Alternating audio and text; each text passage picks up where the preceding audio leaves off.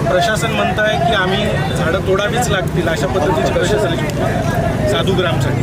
समोर आपल्या काळात पण राजकारणाची सत्ता असताना पण कुंभमेळा झालेला भाई समोर असं नाही बोलता येणार. मी त्यांच्याकडे बघूनच बोलू शकतो. ज्यांनी प्रश्न विचारला त्यांच्याकडे बघून मी बोलू शकतो. मला असं नाही बोलतो. सॉरी. तेव्हा पण आपल्या त्या काळात पण कुंभमेळा झालेला आणि साधू संतांची पण काळजी घेतली गेली. खूप सुरळीत पार पडलेला तो कुंभमेळा. तेव्हा कुठची झाडं कापायला नाही लागली हो.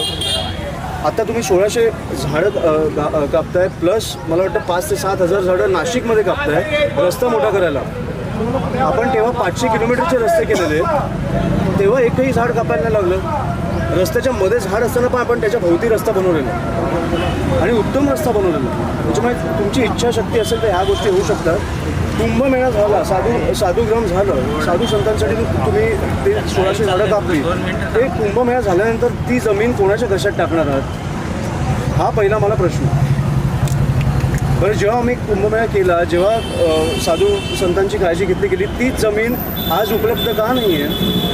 कारण ते झाल्या तुमची सत्ता आल्या तुम्ही बिल्डरांच्या घशात ती देऊन टाकता. सो मला वाटतं ह्या गोष्टींचा कुठेतरी विचार केला पाहिजे. हे लोक आपल्या हक्कासाठी लढत आहेत. कुठेतरी ही झाडं वाचली पाहिजे. जी झाडं त्या झाडांना पण त्रास होतो आणि ती झाडं आपल्याला पण जगवतात.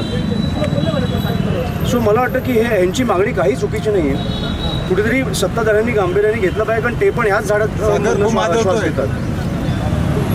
सोल्युशन काय वाटतं आपल्याला? ज्या ठिकाणी पारंपरिक सोल्युशन ह्या अनेक लोकांनी काढलं आहे की तुम्ही कुठची झाडं कापणार आहात आम्हाला सांगा तरी, कुठे लावणार आहात सांगा तरी. 1600 झाडं कापून तुम्ही काय करताय त्याचं? बरं, 400-500 वर्षाची झाडं आहे, त्याला तुम्ही 38 वर्षाची दाखवताय, 40 वर्षाची दाखवताय. कशासाठी? कारण तुम्हाला ती कापायची आहेत. सो तुम्ही खरं बोला ना आमच्याशी, काय करताय? तुम्हाला तिकडे बसवलंय कोणी तर ह्या लोकांनी. त्यांनाच खोटं बोलून तुम्ही कुठच्या तरी बिल्डरच्या घशात काहीतरी घालणार. तुम्ही पैसे कमवून किती कमवणार? एक लिमिट असते ना. मागच्या कुंभमेळ्यानंतर काही वृक्ष लागवड तिथे करण्यात आली. राज्य सरकारचा अजेंडा होता की मोठ्या प्रमाणात वृक्ष लागवड झाली पाहिजे. त्यातली काही वृक्ष आहेत आणि ती आता कापावी असं प्रशासनाचं महापौर. मला वाटतं त्यांना प्रश्न विचारला पाहिजे, आपण का कापताय? मला ना, आम्ही साधूग्रामाच्या विरोधात बिलकुल नाही आहोत. आमच्या वेळेला पण कुंभमेळा झालेला, उत्तम काळजी घेतली गेली त्या साधू संतांची. आता का तुम्हाला झाडं कापून तिकडे साधूग्राम करावं असं का वाटतं? साधूग्राम केल्यानंतर तुम्ही तिकडे परत झाडं लावणार आहात का? त्या जमिनीचं काय होणार आहे याची उत्तरं नको का आपल्याकडे? सो खूप सोपा विषय आहे आणि आपल्या भविष्याचा विषय आहे. पुढची पिढी पण आहे आपली. तुम्ही आज बघितलं असेल तर नाशिकमध्ये 40 डिग्री टेम्परेचर आहे. हे कधीच पोचलं नव्हतं. बरोबर.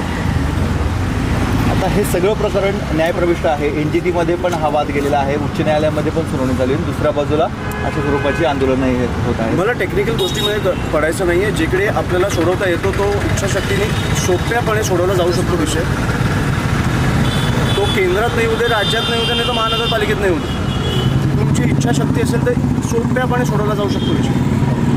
त्याच्यामुळे आम्ही त्याच्यासाठी आज भांडतोय आणि नाशिककर जेव्हा उतरतील तेव्हा मी त्यांच्या पाठीशी असेल. आज आपण आयुक्तांना भेटताय, महापौरांना भेटताय, काय अल्टिमेटम आपण देणार? नाही, मी अल्टिमेटम नाही देणार आहे. मला वाटतं की राजकारणी दरवेळेला मोर्चे काढत असतात, पण आज मला वाटतं सर्वसामान्य लोकांनी मोर्चा काढला आहे. मी त्यांना पाठिंबा द्यायला आलो आहे.